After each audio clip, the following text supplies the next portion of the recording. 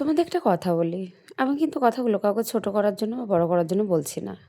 আমাদের নিজের মা আর শাশুড়ি মা অনেকটা তফাৎ, তাই না বলো? কেন বললাম? আমাদের নিজের মায়েরা মেয়ে সকালে উঠে কী খাবে, মেয়ে ঠিক কোন খাবারটা পছন্দ করে, মেয়ে ঠিক কোন কাপড়টা দেবো, মেয়েকে সবথেকে ভালো জিনিসটা দিতে হবে, মানে এইটাই কিন্তু মায়েরা চিন্তা করে। আর বৌমার বেলায় সকালে উঠে আমি এই কাজটা করব, বৌমাকে এই কাজটা করতে বলবো, এইগুলোই করে না সব শাশুড়িরা? হ্যাঁ, করে জানি। অবশ্য তার জন্য কিন্তু শাশুড়িরা কখনো মা হতে পারে না বৌমাদের কাছে।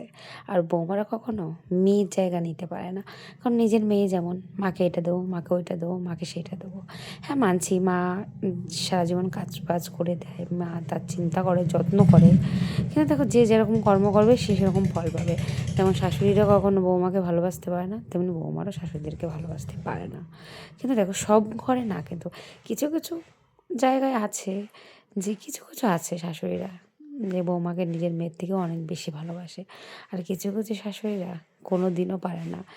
লোক দেখানোটা করতে পারে, লোক দেখানো ভালোবাসাটা বাসতে পারে, কিন্তু সত্যিকারের ভালোবাসাটা অনেকেই দিতে পারে না।